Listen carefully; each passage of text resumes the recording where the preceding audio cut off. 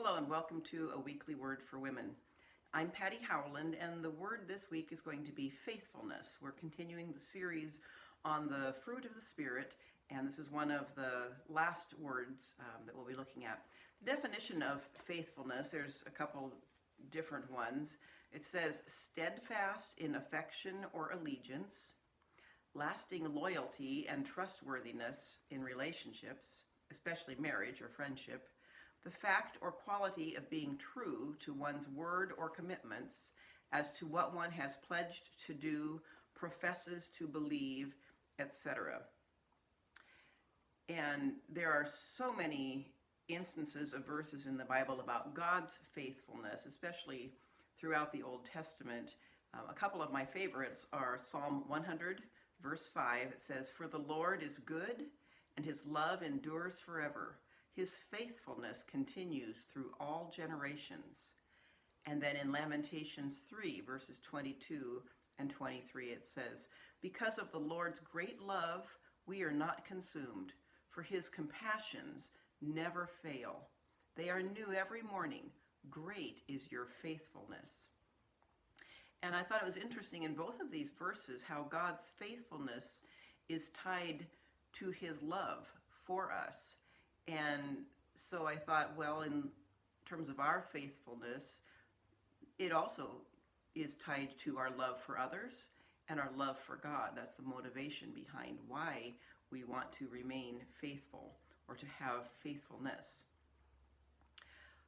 So it refers in the definition about faithfulness in relationships, especially in marriage, and 1 Timothy 3, verses 2 and 3 is a verse about this, where it says, "Now the overseer is to be above reproach, faithful to his wife, temperate, self-controlled, respectable, hospitable, able to teach, not given to drunkenness, not violent, but gentle, not quarrelsome, and not a lover of money." So just in with the whole list of qualifications for a pastor, for a deacon, an elder, an overseer, is being faithful to his wife. There are several verses about being faithful stewards. And in the parable that Jesus told about the master who had given the talents to his servants and then went out of town and what they did with them, and when he came back, he said, both in Matthew 25:21 and then also in 23, his master replied, "Well done, good and faithful servant. You have been faithful with a few things. I will put you in charge of many things. Come and share your master's happiness." And that's one way of demonstrating our faithfulness, is what we do with what God gives us. And if we waste it, or if we invest it, if we grow it, then he sees us as faithful servants. 1 Peter 4:10 says, "Each of you should use whatever gift you have received to serve others as faithful stewards of God's grace in its various forms." So another verse about kind of the same thing, about being a good caretaker of what has been given to you in terms of your spiritual gift. Are you using it to serve others, or are you just keeping it for yourself? Paul often referred in many of his letters to different people as a faithful servant or a faithful brother or sister in the Lord. And that was just how he described them, because they were consistently demonstrating their faith. 1 Corinthians 4:2 says, "Now it is required that those who have been given a trust must prove faithful." And again, when you've been given something, you need to execute it with faithfulness. Romans 12:2, "Be joyful in hope, patient in affliction, faithful in prayer." Now there's another way to demonstrate our faithfulness is, do you turn to prayer regularly? Is that your first choice when you have a difficult situation? Do you look to God for the answers? Are you faithful in prayer? Our faithfulness should be evident to others, and in 3 John verses 1 through 5, I believe John obviously is writing, "The elder to my dear friend Gaius, whom I love in the truth. Dear friend, I pray that you may enjoy good health and that all may go well with you, even as your soul is getting along well. It gave me great joy when some believers came and testified about your faithfulness to the truth, telling how you continue to walk in it. I have no greater joy than to hear that my children are walking in the truth. Dear friend, you are faithful in what you are doing for the brothers and sisters, even though they are strangers to you.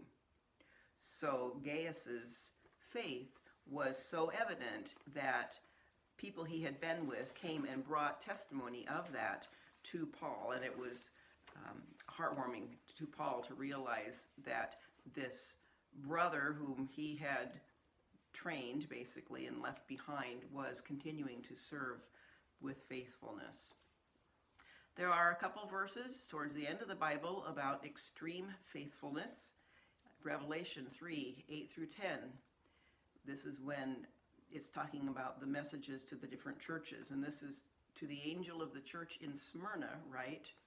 These are the words of him who is the first and the last, who died and came to life again. I know your afflictions and your poverty, yet you are rich. I know about the slander of those who say they are Jews and are not, but are a synagogue of Satan. Do not be afraid of what you are about to suffer. I tell you, the devil will put some of you in prison to test you, and you will suffer persecution for 10 days. Be faithful, even to the point of death, and I will give you life as your victor's crown. And then further on in Revelation 13:10, it's quoting from Jeremiah 15:2, where it says, if anyone is to go into captivity they will go. If anyone is to be killed with the sword they will be killed.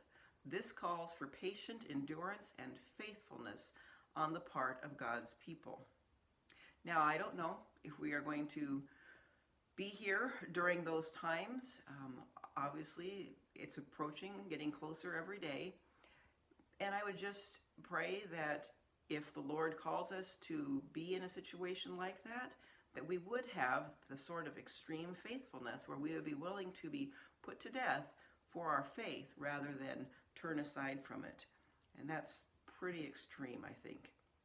So how then do we really develop this faithfulness? Well, first of all, it is a fruit of the Spirit. And so it's with the help of the Holy Spirit that we develop faithfulness in our lives. I think it also takes time, and I've referred before to the list of the fruits of the Spirit, and I don't know if this is true or not, but it just seems interesting that they seem sort of sequential.